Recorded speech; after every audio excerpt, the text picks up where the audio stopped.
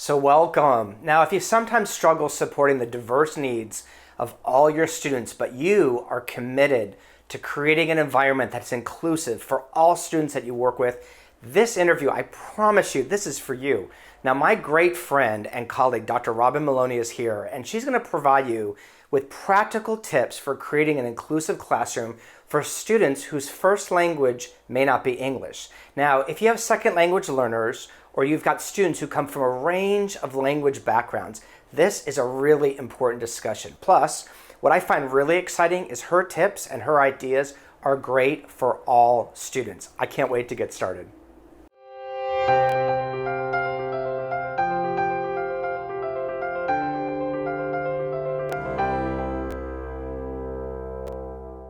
So welcome, my friend. Welcome. Thank you for being here. Thank you, William. You know, Robin, we were talking earlier, and part of the Unleashed Learning System is the key of students. And you're a leader when it comes to languages, students with multiple languages or students who are learning English as a second language. So why should we be thinking about the languages of our students with that key of student? Why should we be thinking about the languages of our students when we're thinking about unleashing learning?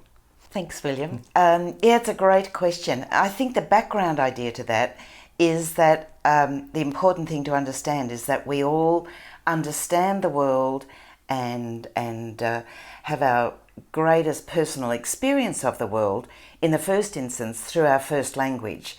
That first language development is so important in the way we see the world. Of course, we can learn additional languages, which I love doing, and we can add different ways of seeing the world to our repertoire, but that first language remains really important. So I guess the important thing in unleashing learning, there are two things to me. One is to consider the unique personal knowledge that the students in your class may have that you may not be tapping, that you may be missing out on as a resource for all the kids in the class in Unleashing Learning.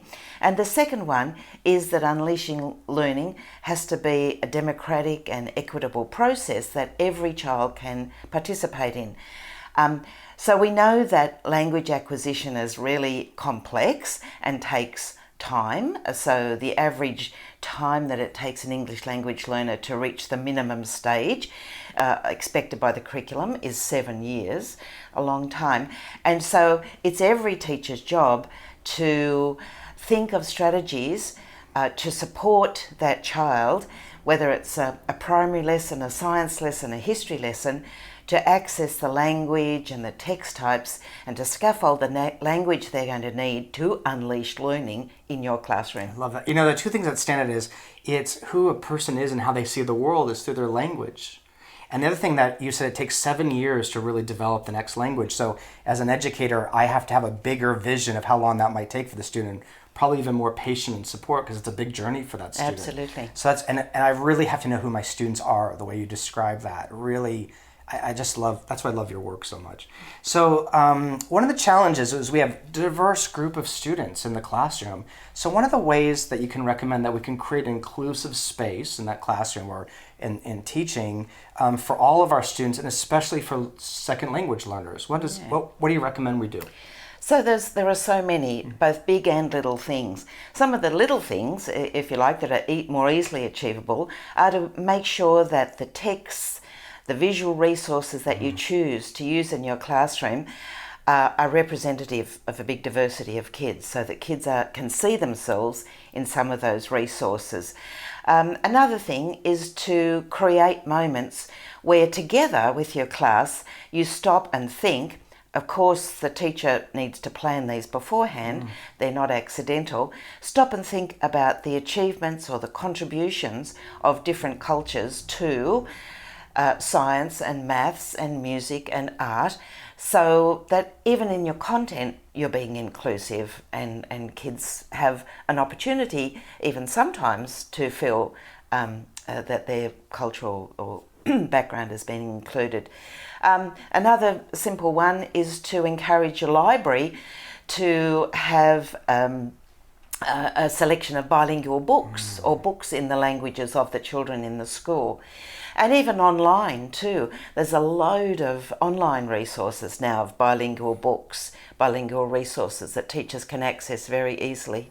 Which is great for everybody, because if I'm a student who maybe, I barely speak English, we joke about it, but I'm also getting to learn there's other ways of being in the world, and there's different languages, so it's a win-win for everybody. That's right. It's such a win. And also I love that you said that students, this is my take about it, I have to see myself in that room. I have to see myself in the curriculum. Right? That's right. And I have to know that I'm part of this. I'm part of this, and I'm an asset to this. Yeah, that's right. So here's my $1 million question. We do a lot of learning walks at Unleash Learning. So if you're doing the learning walk with me, and you walked into a classroom and you thought, this is really a room that's supporting all the diverse learners, especially language learners, and you're getting really excited, what would you see going on, Robin?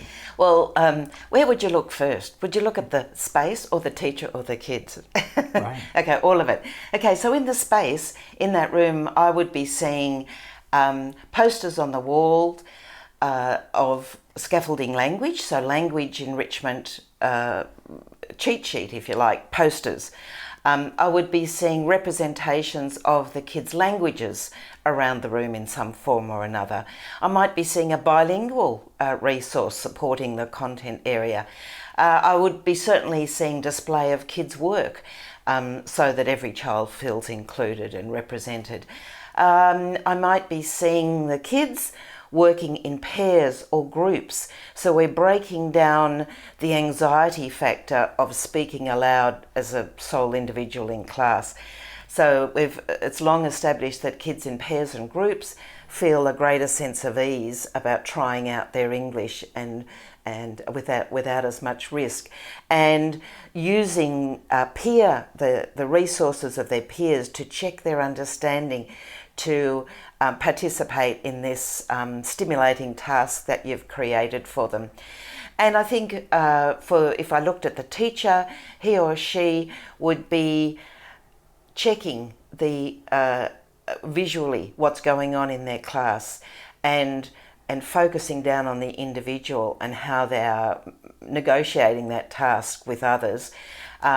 And he or she would be very aware if they're doing a moment of teacher-centered teaching or of leadership, they would be language aware. They would have thought about the language they were going to use in that class beforehand in order to break down the difficulty, to perhaps reduce the amount of slang or idiom they use, and to focus on building up vocabulary strengths in the content area. It gives me chills because, honestly, because isn't that the world we all want to live in? Isn't that the world we all want to live in? And that's why teachers are changing the world everywhere they go. Yeah. It reminds you of that key of inclusion, and that it's a learning key for everybody. And when you describe that, it's more of a teacher as a facilitator in creating the environment for all that great stuff to happen. That's why the preparation, the other key, is so key to it. So, let's try this. So we've got a question for you. So we want to know, what are your top tips for creating an inclusive classroom for all the diverse students you have? Multilingual students, students from different backgrounds. We'd love to hear your top tips. So please add to the comments below. There's some great conversations that take place there. And the good news is Robin is donating her latest book, Multilingual Sydney. Whoever has the top comment, we're going to mail you that book wherever you're out in the world. And even if you're not in Sydney, it's a book that's going to really help you appreciate the experiences and lived history of multilingual communities. So check that out and add to the comment. So again, you know how much I love the work you do, Robin. So thank you for the work you do and your leadership. And thank you for the work you do for the world. We are cheering you on. This is all about celebrating the multilingual ways our students are participating in the planet. And we'll see you next time.